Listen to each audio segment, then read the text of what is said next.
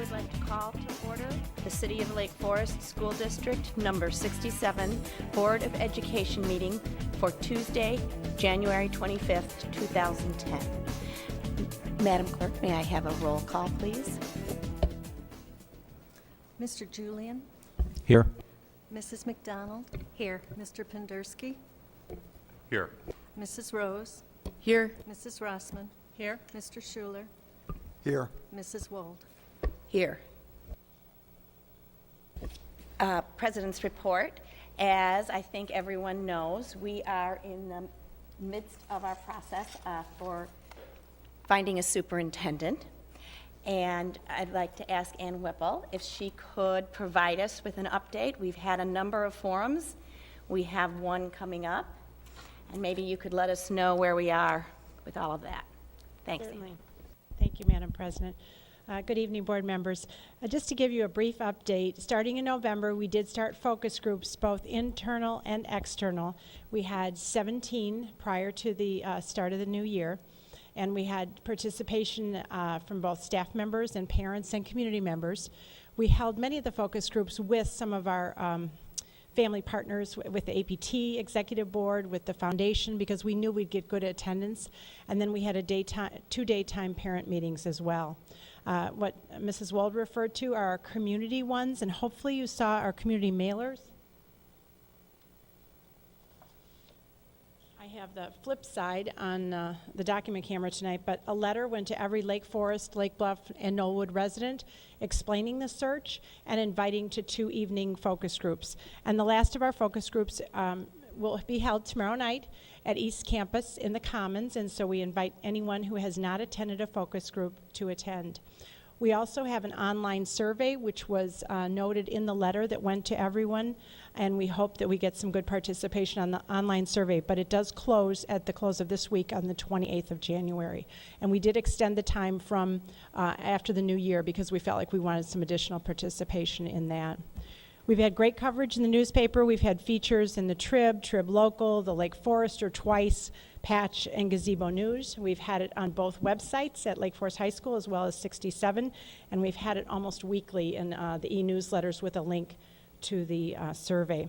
Our survey results are not stellar from participation standpoint. We've only had about 350 surveys so far over the time. About 85 kindergarten through 8th grade parents, approximately 82 Lake Forest High School parents. So low response. We will keep pushing it through the end of the week. And we also did have information in the feeder schools too. So we've tried to have good coverage. Our consultants just think that people are relatively satisfied, or that they did come to the focus groups and express their concerns or ideas at that point in time.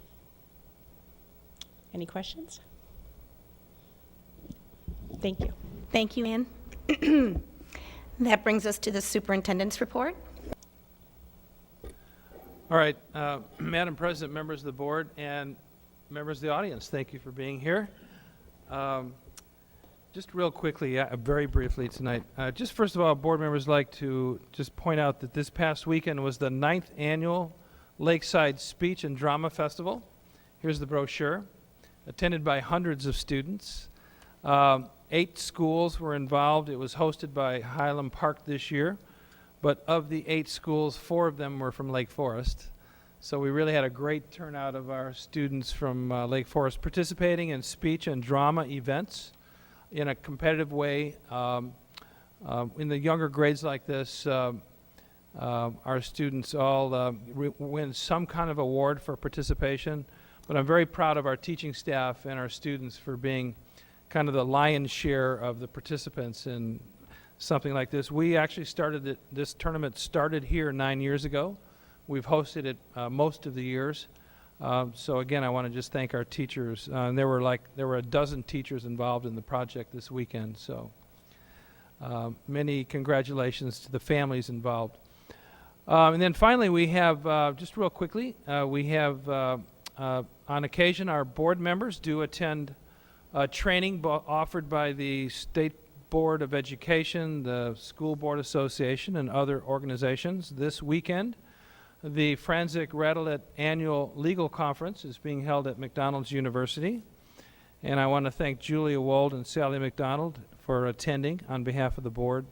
this Saturday. It's a half a day given away to do that. And then at the end of this month, which is actually next Monday, is the annual Ed Red dinner, and attending that will be myself, Julia Wold, Sally McDonald, and John Julian. So, guys, thank you all for going to that too.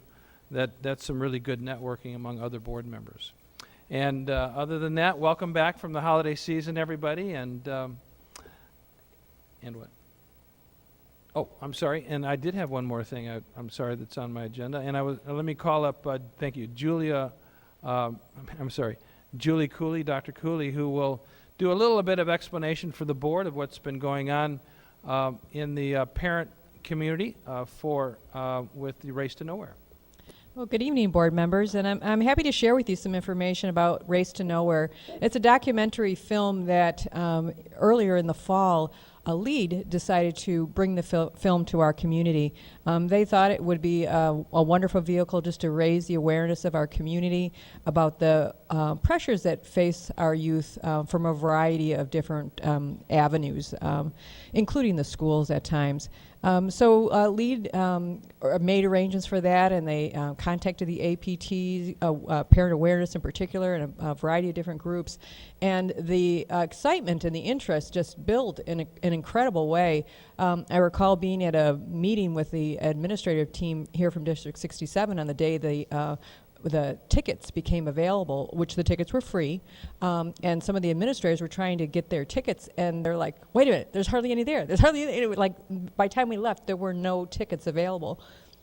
I know Ann was instrumental in getting another showing right away set up. But in the end, it seems as though probably close to 2,000 or more members of our community will have seen this film.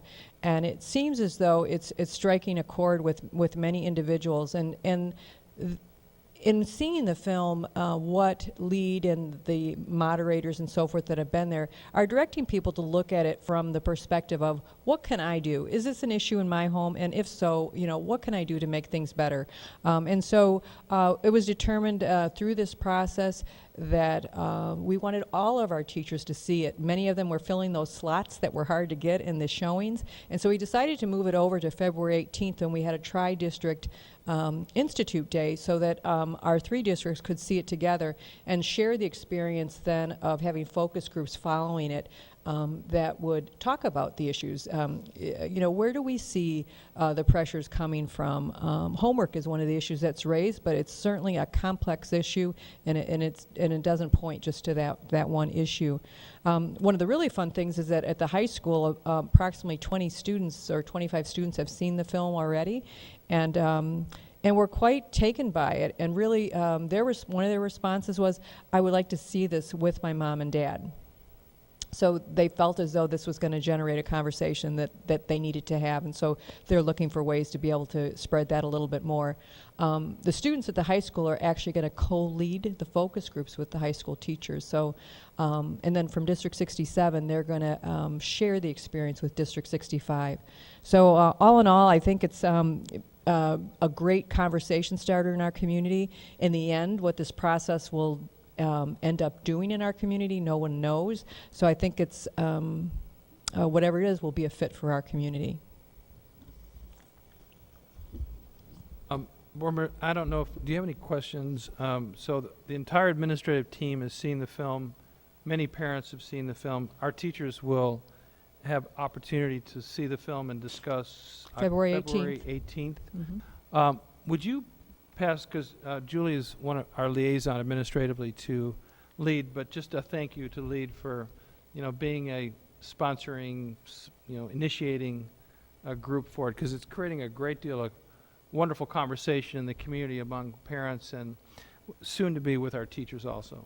And actually, I didn't mention there was a focus group or on a forum for parents on Friday, and it was well attended. I would think there was at least 100 or more parents there, and there were a panel that included a variety of different stakeholders, some parents, some school officials, some from the middle school, some from the high school. Croya was represented, and they're very involved in this as well. And the panel, I was able to see the evaluations, very, very high remarks. Most rated the program excellent, and again, just the reflections that were listed there are quite powerful. So seems to be again striking a chord here in the community. Thank you, Dr. Cooley. That concludes the superintendent's report. Thank you, Dr. Griffith. This brings us to the portion of our agenda where we provide for public participation. If there is a member of the audience who would like to address the board, please approach the podium. I see a hand being raised.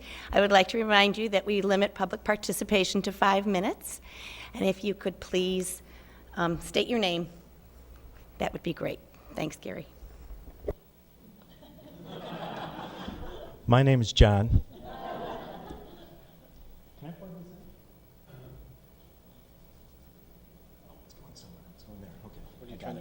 Yep, I'm good.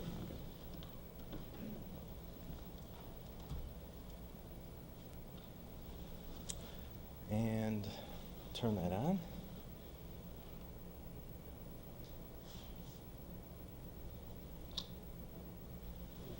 Excuse me. Let's fire that dude up here. And wait. Just a moment. How do I start?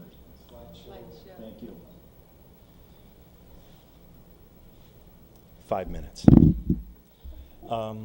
I saw the movie Race to Nowhere, and as some of the school board members know already from me, the first time I see something, the first thing I ask is that real? And then why are we doing it?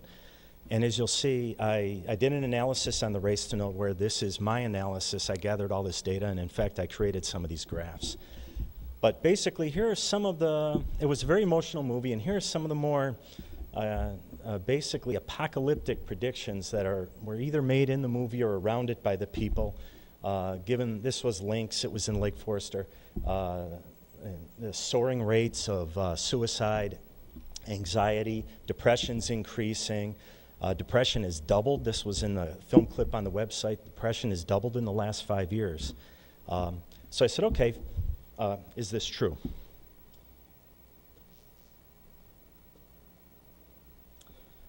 And basically, the first question is do we actually have a problem? Should we be concerned about this at all? No, I've done it. Thank you. As you can see, that second tall bar, the tallest bar there, is 15 to 24-year-olds, self-inflicted injuries. Yes, there's definitely a problem.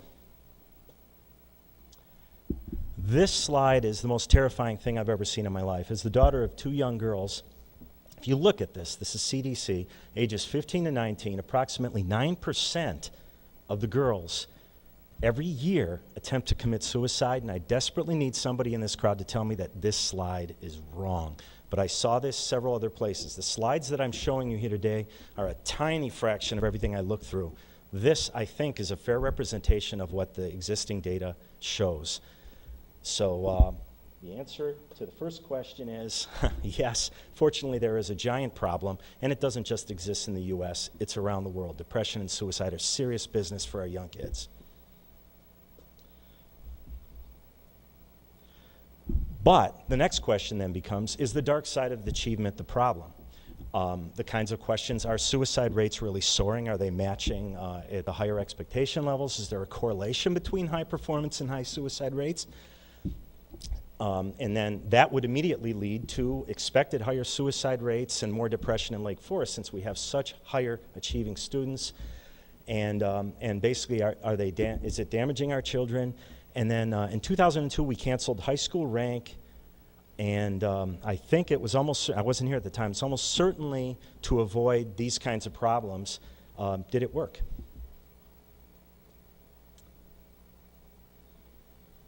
Our depression rates, did they double in the last 5 years? The latest data I could find was 2008. As you can see, for 12 to 17-year-olds age groups, it's basically a flat line. I don't know I see no evidence that we have rising depression rates. Are suicide rates soaring? In fact, they have been dropping. They've been dropping since 1992. And I don't know why. I didn't complete the study to try to figure out why that's the case. Supporters of Bill Clinton might want to put forward some ideas. But then they'd have to explain George Bush in there, and it continued to drop through that. But something happened in 1992, and I don't think it had anything to do with homework, but I don't know. I just don't know, and we ought to find that out. Recently, that chart's ended in 2002. I completed it. It went up slightly in 2004 and went back down. It's mixed for the last few years that I could find. Now, this is something I had to compile myself, and basically what you see here is, do test scores predict suicide rates? These are nations, these are countries around the world. The red one down in the middle there, almost in the middle of the thing, is the United States. And test scores on the bottom. Finland's doing very well. Suicide on vertically. Russian Federation and Lithuania got some serious problems. And I tried to plot a line. And our resident statistician will notice that the R-squared of 0.03 effectively means that even though it's an upward slope, effectively means that there's no predictive quality to this graph. And my conclusion after looking at this is that test scores do not predict suicides. And if you say, well, gee, that upward slope does, take a look at this graph. I graphed country's latitude versus the same suicide data, and it has an R-squared value that's much higher, a higher slope. It correlates much better. Essentially, the 0.3 correlation is nothing. Thank you for your time. Thank you, Gary. I guess the only comment I would make is that I did go and see the film Race to Nowhere, and that what it did for me really was generate a very interesting family conversation. I have daughters who are 24 and 22 and a son who's 17, and we talked about how much homework they felt they had and did they feel like they were under any pressure, and it was really a very wonderful conversation. And I think that what LEAD does is bring into our community programs that generate ideas, that generate conversation, and that generate thought. And so I really want to thank LEAD for doing that in this case. And we may learn things from that in the future, and we may not, but that path that we will take is yet to be determined. So thanks for your comments. This brings us to the report section of our agenda, and there are no reports this evening. So we come to the board committee reports. First, the Board of Education Committee, Chris Rossman and Sally McDonald. Thank you. The Education Committee met Monday, January 10th. We did start with another roundtable introduction. Our community members, it was their second meeting, so still getting to know each other and still starting to work more and more together. Mr. Schumacher showed us a warm-up video that was just some activities that are currently happening in our district that set the stage that we had through the rest of the agenda around technology and 21st century skills. Dr. Hendrickson then discussed the opportunity we have for an immersion program in the Mandarin area. This would begin potentially in the fall of 2011. The initiative would start at the K-1 level. We would work with Michigan State University, as they've already started and helped other school districts with programs of this nature. We have applied for a grant for the program development, and so the cost for the program would be minimal. And more details will be coming at the next Education Committee meeting, as well as through other operating committees, I'm sure. Mr. Schumacher gave us a netbook, yeah. Wishful thinking, I guess. Gave us an update on the use of the netbooks and the NEOs in the school, how those are being used, how we need to look at our infrastructure as we continue the use of those, that technology, as well as gave us an update on the fact that we're now using some open source software, which opens up other possibilities, and using Dropbox, which is helping the students with accessibility to files that, you know, they can work from home or from school, and the machine becomes a non-issue. There are plans for 5-6 size to use netbooks next year, and we did talk about how the use of technology here in 67 and how that impacts, you know, what our students have and then what their expectations are as they move to the high school and the impact of those. Ms. Brueggemann brought to us information on the International Baccalaureate program. and presented the, I guess, concept, but really working forward with the application to have the district become part of the International Baccalaureate program. It is a pretty intensive application, and there are standards that if we are accepted from the International Baccalaureate that we would have to continue to meet. There are currently about 3,000 to 4,000 schools globally that are a part of this program. More details and additional information will be being brought to the next Education Committee meeting. Dr. Cooley gave us an update on the Parent Resource Network that has been going on. This parent site has been launched, and it is there, and several organizations have helped lead, populate the site and provide information for that.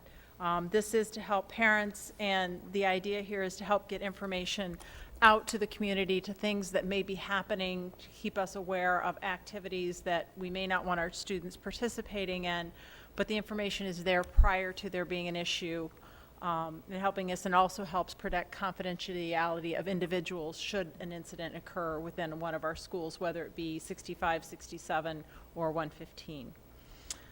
Mr. Schumacher also gave us an update on the work of the Tri-District Committee on the 2020 framework.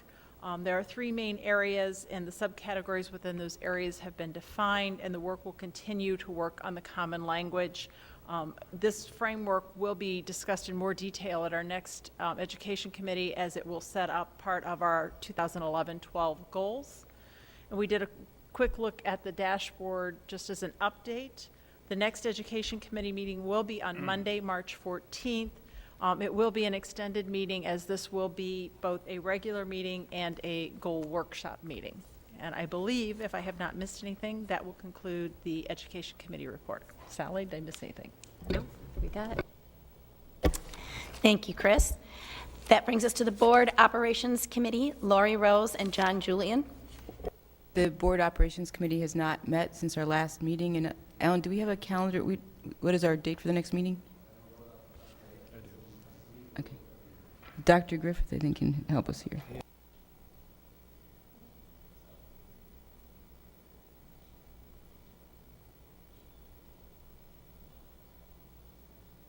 We're on the edges of the edge of our seats.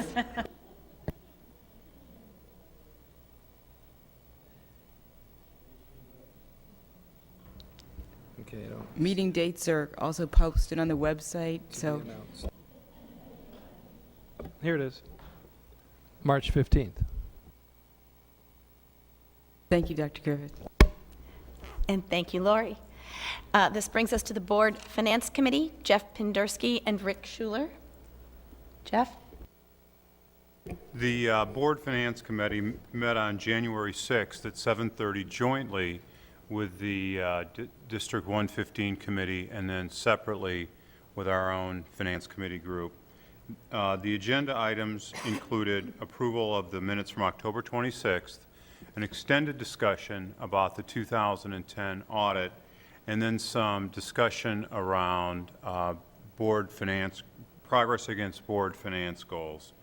On the audit, the auditor firm, Miller Cooper, rendered an opinion that our financials were stated accurately, proper internal controls were in place, and that there were no management issues outstanding. And we had the opportunity to speak with Miller Cooper outside the presence of district employees, and and kind of review it in a little bit more detail. And they gave us a very high comfort level with the quality, professionalism, and business process that goes on in finance. So thank you, but it's not surprising. It's kind of what we've come to expect. The next item that Jeff, did they mention it takes a lot of supervision by the superintendent? I was Just kidding. yes, and they were spoke very highly of the superintendent as well. Make No, sure they the notes didn't. reflect that.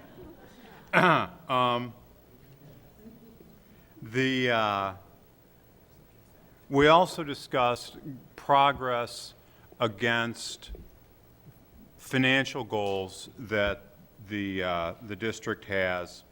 And rather than give sort of an interim readout, I think we'll save that for the next meeting, unless you'd like to say anything about that, Rick. Okay. An important item came right after the meeting. On January 17th, CPI was announced by the government, and CPI for last year was 1.5%, which was just a tad higher than I think the district had projected. So right now, the district is in the process of updating their budgets and five-year plan to reflect that. But overall, I think that that's pretty good news. The next Finance Committee meeting will be February 15th here at 7:30 a.m. for 90 minutes, and the topics will include basically the effect of CPI in the budget. We scheduled it so there would be enough time to do the analysis.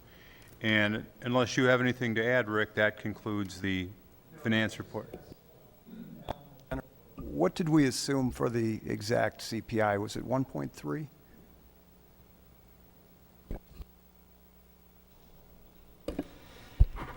At times during the year, we've changed assumptions based on what's been going on, but the most recent version, the 5-year that we've talked about, had a 1% assumption in there. And then in late November and December, as the fuel prices rose, that I think helped tick it up to that 1.5. So what that means is that the taxes that we all pay as property owners, for the cap purpose is what we're talking about, for the extension that we'll adopt next December, which will affect the 2013 budget, will be based on the 1.5%. Sure. Thank you. Thank you. This brings us to our district committees, in which the board members act as liaisons. First, we have North Suburban Special Education District and Chris Rossman. The NSSED Governing Board met on January 12th. I was unable to attend, but have seen the minutes from that meeting, and it was what I would consider routine business. The next meeting is Wednesday, March 9th, at which time I'm looking forward to having another potential board member join me as we make the transition. Ha, ha, ha. I laugh because it's one of those, it's actually a very interesting job. There's a lot of good things that come out of that conversation. We're doing a lot of work with our special education work right now in terms of looking at how we deliver services and working with NSSED to make sure not only our students, but all the students in the co-op receive the services in a way that they should and in a cost-effective manner. That being said, we did host a meeting on January 13th where Dr. Cooley and others presented information on the study we have ongoing about the way we are delivering special education services and the way we may deliver them in the future, just to keep parents informed about the progress and where we are on that study. So with that, that includes the NSSED report. Thank you, Chris. The Illinois Association of School Boards and Ed Red, John Julian. Yes, as Dr. Griffith mentioned earlier, there is an Ed Red legislative dinner scheduled for this Monday, and we look forward to reporting back on all the scintillating news. I'm sure we'll learn from that. Short of that, there is nothing else to report in this. Thank you, John. Professional Development, Jeff Pendersky. There will not be a professional development report this evening. Thank you, Jeff. The Curriculum Coordinating Committee and Lori Rose. There will be no report as the committee has not met in the past month. The next scheduled meeting is February 3rd, at which point the Mandarin Immersion Program, referred to by Chris, will be considered by the Curriculum Coordinating Committee. Thank you, Lori. The Spirit of 67 Foundation did hold a meeting. We met on Tuesday, January 11th at 9:15 a.m. There was discussion regarding potential candidates for membership on the Spirit of 67 committee. So if there's anyone out there who is interested in serving on the committee, they can go to the website and contact one of the officers and let them know. Kyle Schumacher gave a presentation about what 21st century learners look like. and how this is being currently and will be applied in our classrooms in the future. Nickels for Nature is occurring at Sunset Foods. So if you bring in a reusable bag to pack your groceries, they will donate a nickel per bag back to our schools here in Lake Forest. So I would encourage everyone to do so. It's good for the environment and good for our schools.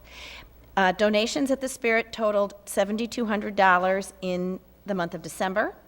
And at this juncture, 43% of all district families have joined the Spirit of 67. That is a record high percentage. Also, I would like to remind everyone, teachers, administrators, parents, and students included, that grant applications are currently being accepted. The deadline is January 27th at 12 noon. And that concludes the Spirit of 67 report. This brings us to the Tri-District Committee. John Julian. Yes, the meeting, the Tri-District Committee meeting originally scheduled for January 24th was canceled, and we are awaiting rescheduling, I believe, in one of the first 2 weeks in February, although we haven't had a final date yet. Thank you, John. Are there any other committee reports that a board member would like to share? Yes, Sally? just a quick announcement that the Policy Committee will be meeting this Friday at 1:30. We're going to look at any potential updates to our policy manual, and then we'll report back to the board next month. Thank you, Sally. And also, the Joint Shared Services Committee did hold a meeting on January 12th at 4:30 p.m., and we discussed some of our joint employees. This brings us, is there any other committee report? Seeing none, we come to the recommendations. Dr. Griffith. Yes, thank you. Board members, this is the time of the year when the audit report has been submitted by our auditors. It has been reviewed, as mentioned earlier, by Jeff Pendersky and the Finance Committee, and both commented upon by the auditors. And I was kidding a little earlier. I want to thank our business office. We have got a great business team. It's taken a while for everything to gel. They are doing shared service duties. The payroll clerk is doing the work for 2 districts, payrolls, and as well as accounts payable. They just are doing an amazing job. The new software platform is helping in terms of standardizing procedures between the 2 districts, although of course they are completely separate books. And Alan and Jennifer, it's pretty complex organizationally speaking, and I think the audit is reflecting both, actually both audits are reflecting a great job by our business office. So Alan, if you want to just hit a few highlights, I don't know if you want to add anything else to what's been said, but I think it needs to be said, a big thank you to the business office, because this was among the best audit reports we've actually ever received.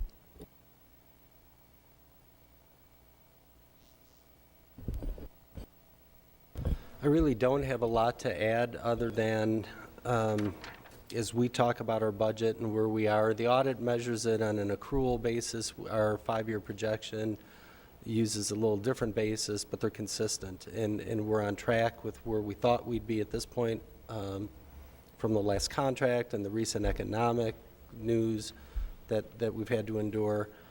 So we really feel we have a pretty good handle right now on where we are financially, where we're going next year and the years after that. And Miller Cooper's been great to work with, and as Dr. Griffith said, I really think the shared services, we're really starting to hit that on all cylinders now, and we've got the right people in the right seats on the bus, so to speak, and it's working well. What's before you tonight, now, we're required by statute to do the independent audit, and Miller Cooper has done that. So tonight what you're being asked to do is simply accept it. You don't approve it because it's their audit report, and they've already filed the necessary documents with the state, but this just kind of memorializes the fact that you've received it.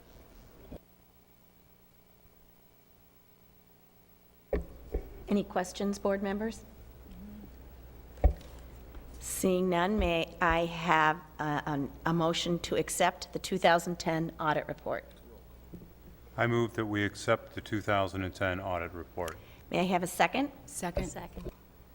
Roll call vote, please. Mrs. McDonald? Aye. Mrs. Rose? Aye. Mrs. Rossman? Aye. Mr. Pendersky? Aye. Mr. Schuler? Aye. Mrs. Wold? Aye. Mr. Julian? Aye. Motion carries. Thank you. This brings us to the consent agenda items. We have the approval of minutes from both a regular meeting and an executive session on December 14th, 2010, the minutes of an executive session on December 7th, and the minutes of a special meeting on December 28th. We have the approval of disbursements, payrolls, and financial statement.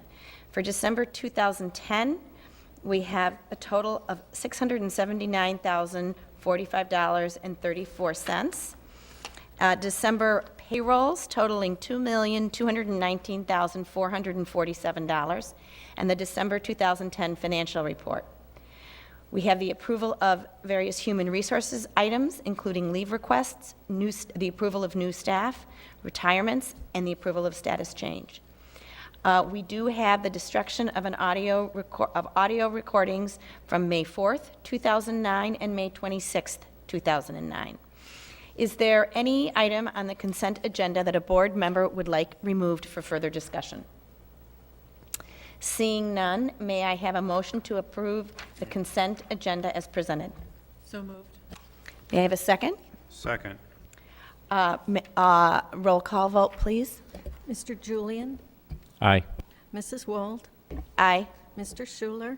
Aye. Mr. Pendersky? Aye. Mrs. Rossman? Aye.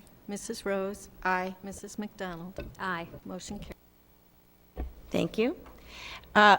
We did have one FOIA request from Allways Transportation.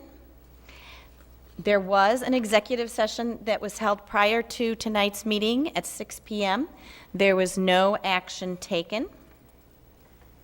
Future agenda items includes the board policy update that will come from the meeting on Friday.